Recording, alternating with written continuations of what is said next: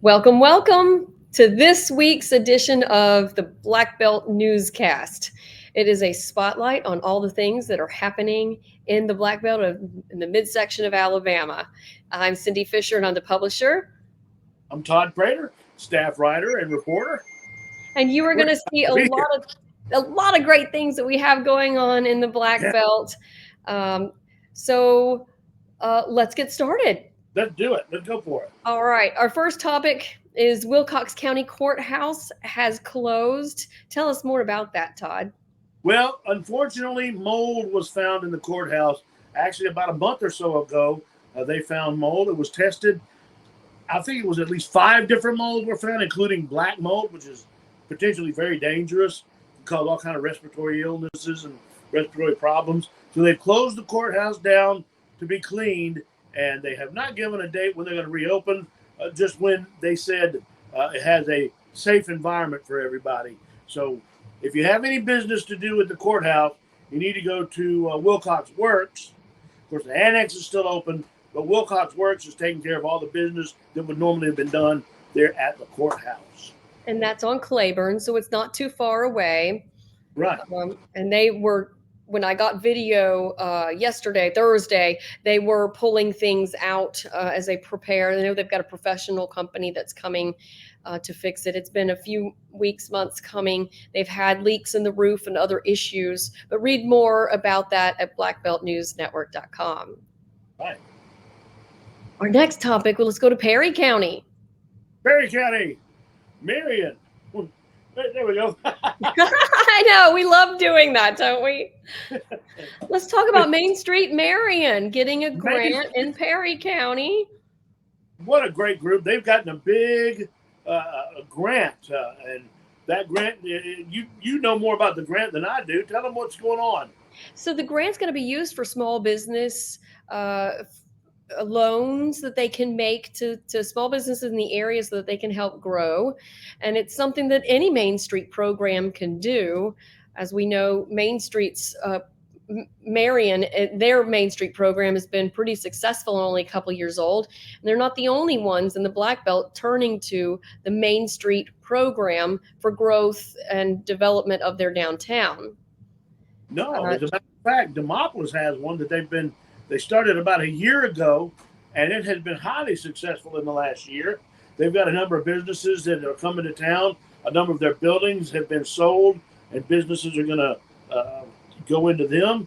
And, of course, we just found out this past week, Selma is back to Main Street. Selma was one of the original Main Street programs. But back in 1983 and then again in the 2000s, but it got dropped, unfortunately. But now the SRA, the Summer Redevelopment Authority, have decided it's time to get back with the program, and they have become a Main Street Network member, and we're really excited about what that means for the revitalization of downtown Selma. And what's cool about Main Street programs is it's a model. It gives you, and they hold your hand some through the process to do things that work in other areas. And it's really great also for communities the size of a lot of ours here in the Black Belt. So we're seeing it work in the Black Belt and hope to see many more options and talk to you guys more about what Main Street programs are doing in the Black Belt in the future. But now we're going to move to talking about the Dallas County Jail, which was hit really badly in the January 12th tornado. Tell us what our plans for rebuilding there. Well, they've started the repair process. They started actually in the juvenile detention center because it was damaged less than the rest of the facility. Of course, the roof is the first thing. You got to fix the roof so that the stuff inside doesn't get further damaged. Within the next week or so, juveniles could be moving back into that part of the facility. The rest of it is going to take some time. There's some of the damage that happened to the rear of the building. That's the generator that was destroyed. They've got to replace it. They have a lot of work to do on the inside. They've decided to keep the building because it was built in 1969 with steel, concrete, reinforced. It's a really substantial building, but the interior is going to be state-of-the-art. As the sheriff put it, it's going to be the Taj Mahal all electronic. Of course, he had already updated to a lot of electronic stuff. All of that was destroyed when the water came in the roof. All of it's being replaced. So it could take a while, though. It could be next year. Maybe But they needed it. We've Yeah. heard so many reports and expenses that Dallas County Commission has made to keep it going. And like you said, it's 50 plus years old with a lot of issues. It's kind of like, it's one of those examples of where a tornado sometimes does. It's kind of a blessing in disguise. It's kind of a blessing in disguise that we'll get a better one. But in the meantime, inmates have been having to, we've been at the mercy of other community jails to take in our folks. And they've been wonderful, including the Uniontown one. Yeah, they said, the sheriff said that the Sheriff's Association has been fantastic in helping us out. The day of the tornado, they were lined up outside ready to take prisoners, which are strewn all over the state right now. And that's been a stress not only on the vehicles and the sheriff's department deputies, but on the finances. And hopefully we can get this rectified soon so that we can go back to a little more normal spending situation and save the county some money. So we do have some inmates that are being kept at the Perry County Jail. That's correct. Tell us about these guys and how they ended up getting arrested last week. Well, we had a major theft ring that was broken up. The sheriff said that there was started in Mississippi when a UTV dealership there had some vehicles stolen from the lot, but these vehicles were all had tracking devices attached. Criminals aren't always the smartest folks. And when these tracking devices were pinged, they weren't sure if it was in Lowndes County or Dallas County. But when Lowndes and Dallas got together, the sheriff departments collaborated. They discovered it was in a backyard here in Dallas County, in Selma. The sheriff tells us everything that was found in that backyard. Of course, they had stolen stuff. Yeah. But during all the searching the property and stuff, there's a wooded area behind it. But you can see stuff. It was in plain view. We recovered 2 trucks. Like regular pickup trucks? Well, actually, one of them was an F-250. An F-250? You know how much those are? They're $70,000, $80,000 now, used. So, oh, man. Yeah, and those SUVs, 2 trailers, UTVs, I'm sorry, 2 trailers.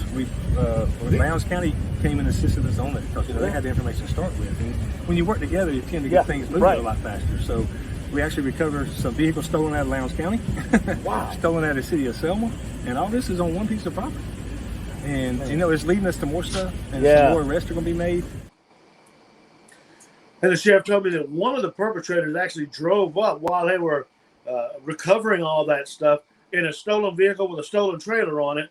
And arrested were Emmett Lee Dukes, age 38 of Selma, Marquise Shelton, age 29, also of Selma. Now, there are more arrests pending and even more charges because this crossed state lines. Federal charges are even pending in this. Well, we will have to, we'll come back to you guys. So check blackbeltnewsnetwork.com as we learn more. Let's go to a little happier topic. Let's talk about the arts. Oh, Demopolis. Canebrake Players over in Demopolis. What a great theater group there. I used to be a member. When I lived in Demopolis, I did a lot of plays with them. They have got None Sense that's coming up August 11th. I got to go to the rehearsal and watch them work. And I'm going to tell you something. Look, there's a Portia Shepherd is even in it. I thought that was Portia. Look at her. Portia, she is fantastic. It is one of the funniest plays. It's about a nunnery. It's about a convent that finds himself in a really unusual situation. That's all I'm going to say. You need to go to the play to find out more about it. But you will laugh the whole time. It's hilarious.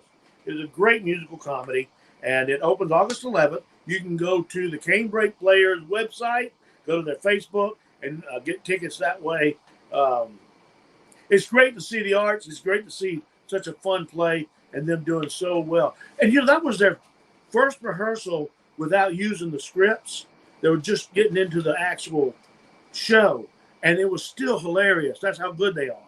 Well, I love that it's theater in the Black Belt. I know we've had some programs here. I've heard great things about one that was here in Selma.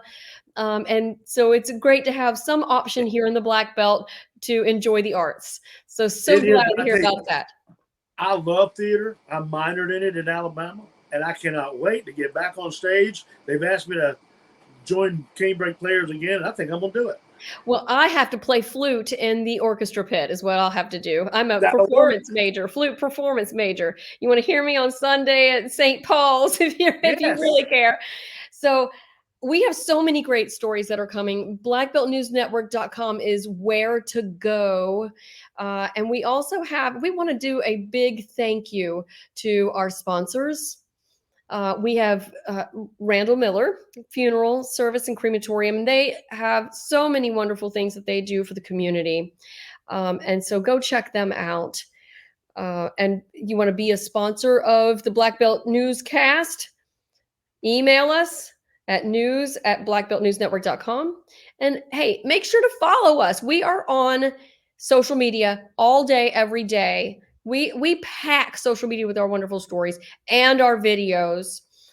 We have Facebook, Instagram, TikTok, which we have a lot of fun on, and YouTube, which we recently just started our podcast that you can find on YouTube as well. So make sure to come find us and visit blackbeltnewsnetwork.com for more stories just like these. And we will see you next week. And don't forget, if you have a news tip, you can go to our Facebook page, our website, and leave us a news tip, because we want to be sure we're covering all the communities, and your help would be much appreciated. And we want to meet you anyway. Yeah, and send us video. You can be on the Black Belt Spotlight. We'll see you next week. See you next week.